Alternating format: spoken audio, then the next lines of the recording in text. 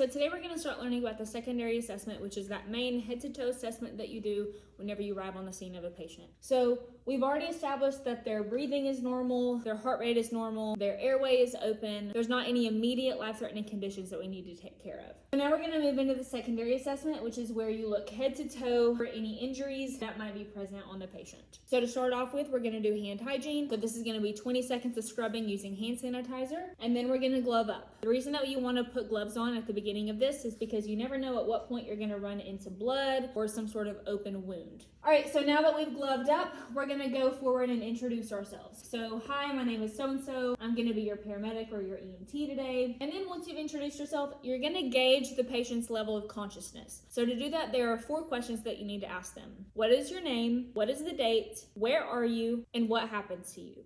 They may be able to answer all of these questions, some of them, or maybe none of them. But regardless of how conscious they are, you always need to talk to them as if they can hear you. There have been so many times that patients have come out of comas or some other unconscious state, and they've been able to tell you everything that was said in the room, everywhere that someone touched them, sometimes even how long they were out for. So you never know if a patient can hear you, so always act like they can. All right, so after we've explained what we're going to be doing, we're going to start with the head, and we're going to look for any DCAP BTLS. Now, that is an acronym that stands for deformities or discoloration, contusions, abrasions, punctures, burns, tenderness, lacerations, and swelling. So we're going to check for DCAP BTLS everywhere in the body. So each time that we go to a new segment, we're going to check for any DCAP BTLS, and then we'll move on and look at the other things in that area. So checking the head for any DCAP BTLS, if the patient was wearing a hat, you would want to make sure to remove that. And make sure that you check on the back of the head as well. All right, so the back of the head, the sides, everything looks good, no DCAP BTLS. Now, the head is not cleared. You also need to check the eyes, ears, nose, and mouth. All right, so we're gonna check for any fluid in the ears. This could be blood. This could just be like a clear fluid. We're also gonna check for any blood coming out of the nose or in the mouth. We're also gonna check and make sure that the patient's teeth are all present. None of them have been busted out or anything like that. All right, so after the mouth has been checked, we're then gonna check the eyes. So to do that, you're gonna take your pen light and you're going to open the patient's eyelid if it isn't already open. So pull back on that top lid and you're going to shine the light in the patient's eyes just for a second. So turn it on, move it up, move it back down, turn it off. Move to the other eye, up and down, so on and so forth. All right, so raising the eyelid, that eye's good, and that eye's good. So whenever you shine the light in the eyes, the pupil should constrict.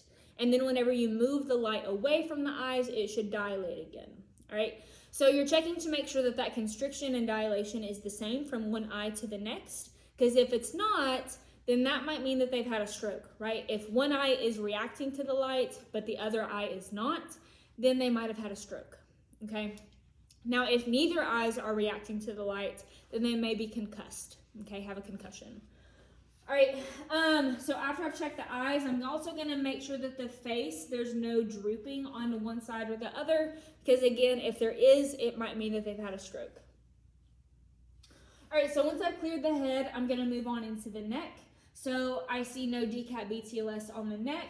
I'm gonna check to make sure that the trachea is in the middle, that there's no jugular vein distension on either side of the neck. So that's where the jugular vein, which is that vessel that runs up and down both sides of your neck, it's popping out, it's bulging, it's protruding, all right? So that's called jugular vein distension, JVD, okay? So if JVD is present, you're worried about heart failure, okay?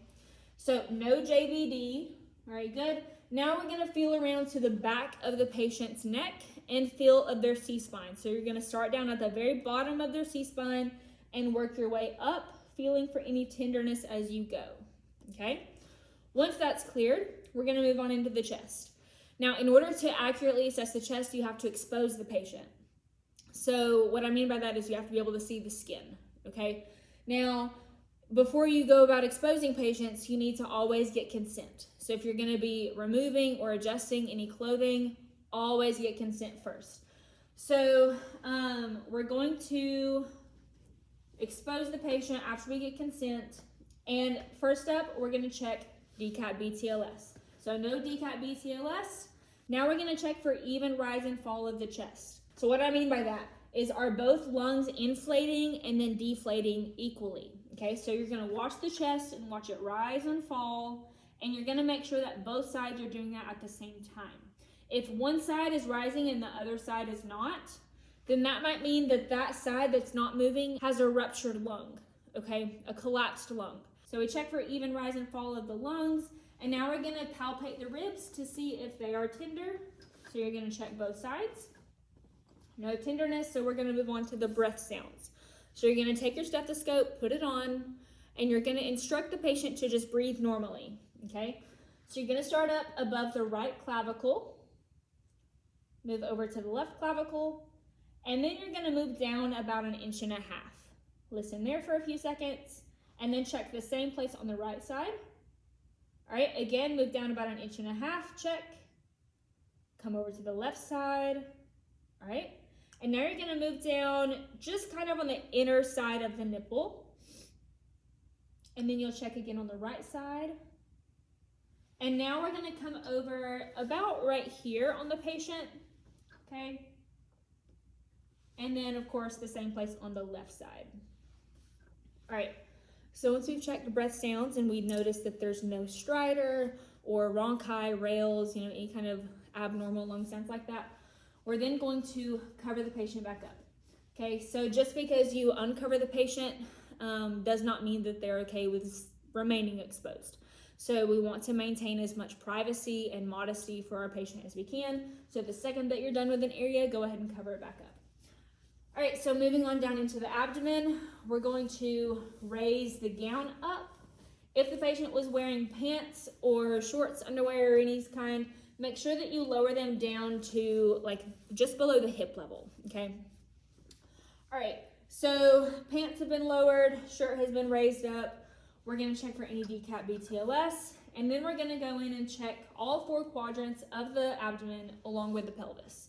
So there's a specific order that you need to do this in. You need to check right upper, left lower, left pelvis, umbilicus, right pelvis, and then right lower. So as you're checking, you need to know what areas you're checking for pain in. Okay, so I don't mean the quadrants, I mean the actual organs that are within those quadrants. All right, so whenever you're up here palpating the right upper quadrant, you need to specify that you're checking the liver and the gallbladder. Left upper quadrant is going to be spleen, stomach, and pancreas. Left lower quadrant, we're checking the sigmoid colon for any diverticulitis. Moving on down into the pelvis, so that's left pelvis, umbilicus, and then right pelvis. And then the right lower quadrant, we're checking for appendicitis, so we're checking the appendix. So once you've checked all of that, you're then going to cover the patient back up, all right, and move on down into the legs. All right, so this patient is an amputee, all right? So right off the bat, I'm noticing that he's got an amputated leg, and on the other leg, he's got some discoloration. It's black and a little bit of redness, a little bit of swelling. It's looking like necrosis, all right? Necrotic tissue. So in my patient's history, it might have come out that he was diabetic. If he's able to talk to me, I'm gonna ask him, are you diabetic? Do you take your medication like you're supposed to? Questions like that. Because remember, the whole idea is, even though I can't fix this right now, I'm gonna be passing him off to a bunch of nurses and doctors once we get to the hospital. And so they deserve to have as complete of a medical history as they can have. Okay, so anyways, moving on. So I'm gonna check for any DCAT BTLS. For the sake of the checkoff, he doesn't have any, all right? Once I check DCAT BTLS, I'm then gonna check 4 other things. So sensation, can he feel me? Pulse, movement, can he move his legs on his own? And then muscle tone, all right? So sensation, I'm just gonna feel all the way down to the toes on both sides. Can he feel me, all right? Pulse, I wanna check the distal pulse, because just because you have blood flow up here doesn't mean that you have blood flow down here, okay? So we wanna check it down here.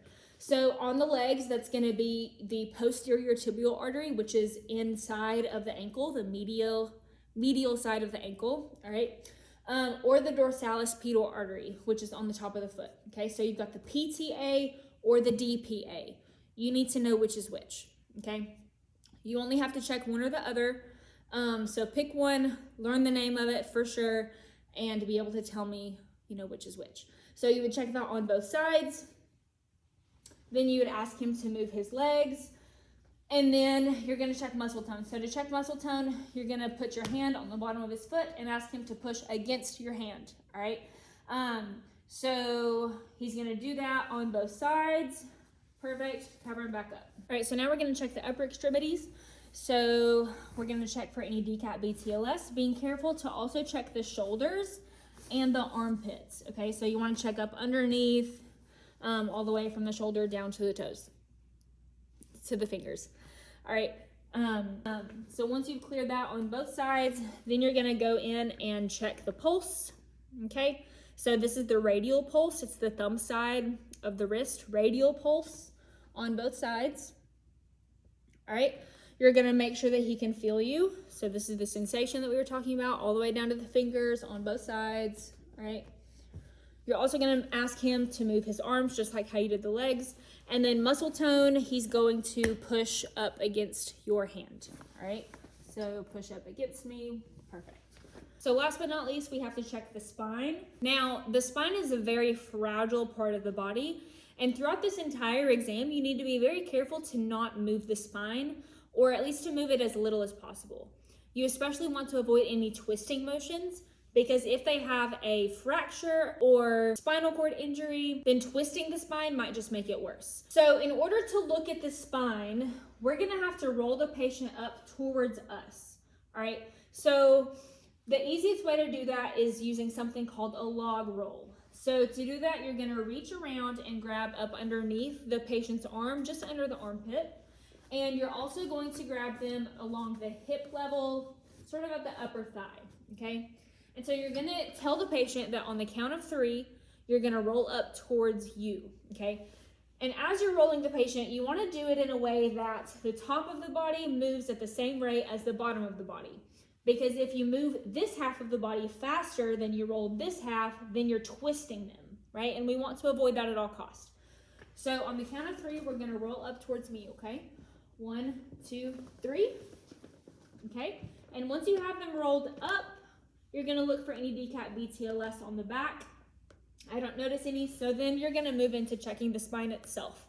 All right, so taking 2 fingers, you're gonna feel for the very top of the T-spine, and you're gonna work your way down that spine point, all right? We're more so worried about pain along the vertebrae themselves, not so much off to the sides, because that's more muscular.